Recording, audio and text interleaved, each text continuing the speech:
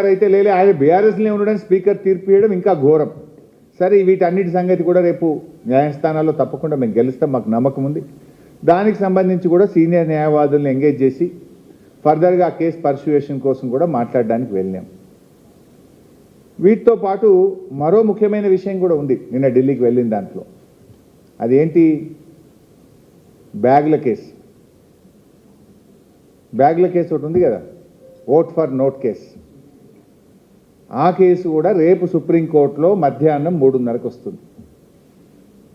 రేపు మధ్యాహ్నం 3:30కు రేవంత్ రెడ్డి పట్టపగలు 50 లక్షల నగదుతో బ్యాగులతో దొరికిన కేసు రేపు మధ్యాహ్నం 3:30కు సుప్రీంకోర్టులో వస్తుంది. సో ఈ ఓటుకు నోటు దొంగ భరతం పట్టడానికి కూడా నిన్న ఢిల్లీలో న్యాయవాదులతో మాట్లాడడానికి వెళ్ళాం. రెడ్ హ్యాండెడ్గా నువ్వు పట్టపగలు దొరికినావు. కానీ ఇవాళ ఏమైపోయింది? కంప్లైనెంటు నువ్వే, ముద్దాయివి నువ్వే అయిపోయినావు.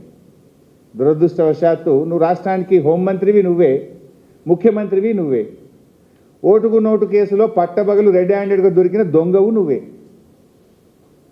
రెండు నువ్వే అయిపోయినావు ఇప్పుడు.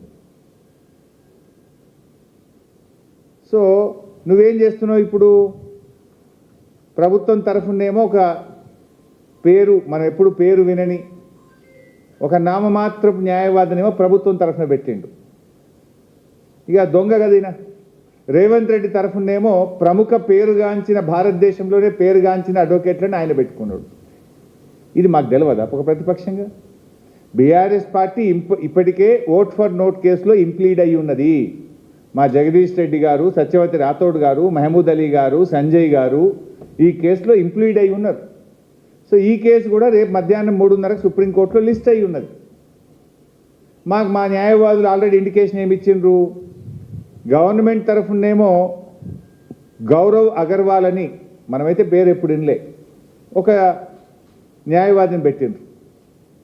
కానీ అదే రేవంత్ రెడ్డి తరఫున, అంటే ఎవరు, ఓటుకు నోటు కేసులో బ్యాగులతో పట్టబగలు దొరికిన ముద్దాయి తరఫున ఎవరిని పెట్టిండ్రు?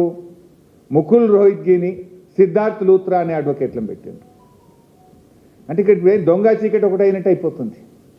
ప్రభుత్వం తరఫునేమో ఒక చిన్న న్యాయవాది, కానీ ముద్దాయి తరఫున నోట్ల కట్టలతో దొరికిన దొంగల తరఫున ఎవరిని పెట్టుకున్నారు? ముకుల్ రోహిత్గిని, సిద్ధార్థ్ లూత్రా అనే అడ్వకేట్ని పెట్టిండ్రు. మరి అప్పుడు ఏం చేయాలి?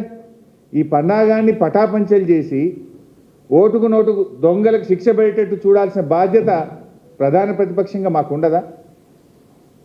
నువ్వు ఆ రోజు మా ఎమ్మెల్యేలనే కదా కొనాలని ప్రయత్నం చేసింది, మా ప్రభుత్వాన్నే కదా నువ్వు పడగొట్టాలని కుట్రలు చేసింది. సమైక్యవాదులతో చేతులు కలిపి ఆనాడు మా ప్రభుత్వాన్ని పడగొట్టాలని నువ్వు ప్రయత్నం చేస్తే నీకు శిక్ష పడాలి కదా. ప్రజలే చూసి నువ్వు ఓపెన్గా నువ్వు చేసిన నీ వ్యవహారాన్ని ఈ దేశ ప్రజలు, ఈ రాష్ట్ర ప్రజలు అందరూ కూడా చూసినారు. ఇవాళ హోంమంత్రివి నువ్వే, ముఖ్యమంత్రివి నువ్వే, ముద్దాయివి నువ్వే. అందువల్ల ఈ కేసులో డెఫినెట్గా ఒక మంచి న్యాయవాదులను పెట్టి బీఆర్ఎస్ పార్టీ తరఫున బలమైన వాదనలు వినిపించే ప్రయత్నం కూడా నిన్న చేసినాం. మేము లీగల్ ఎక్స్పర్ట్స్ని కలవడానికి, సీనియర్ అడ్వకేట్స్ని కలవడానికి వెళ్ళాం. ఒకటి ఓట్ ఫర్ నోట్ కేసు, రెండు మా ఎమ్మెల్యేలను, బీఆర్ఎస్ ఎమ్మెల్యేలను కాంగ్రెస్లో చేర్చుకున్నావు, ఆ కేసు మే 6వ తేదీన రాబోతా ఉంది. మూడు కాళేశ్వరం కేసులో మేము గెలుస్తామనే విశ్వాసం ఉంది. గెలిచినా కేవిట్ వేయడానికి, పొరపాటున మాకు అనుకూలంగా తీర్పు రాకపోయినా సుప్రీంకోర్టులో రిట్ పిటిషన్ వేయడానికి న్యాయవాదులతో మాట్లాడడానికి పోయినాం.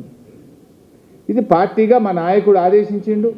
నాయకుడు ఆదేశం ప్రకారం మేము ముగ్గురం, మా వినోద్ కుమార్ గారు సీనియర్ న్యాయవాది, పార్లమెంట్ సభ్యులు రవిచంద్ర గారు కలిసి వెళ్ళి అక్కడ న్యాయవాదులతో మాట్లాడినాం.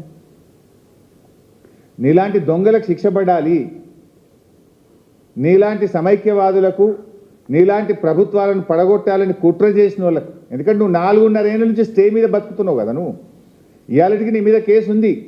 ఆ స్టే మీదనే నువ్వు ఈరోజు ఆ కేసు విచారణ జరగకుండా 4.5 సంవత్సరాల నుంచి స్టే మీద నువ్వు ఇవాళ ముఖ్యమంత్రిగా ఉన్నావు. ఒకసారి స్టే వెకటైందంటే నీ కుర్చీకే ముప్పు ఉన్నది.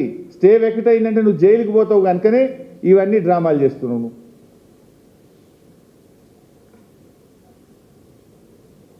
ఇవాళ మొన్న ఏం జరిగిందో నేనే బయట పెట్టినా.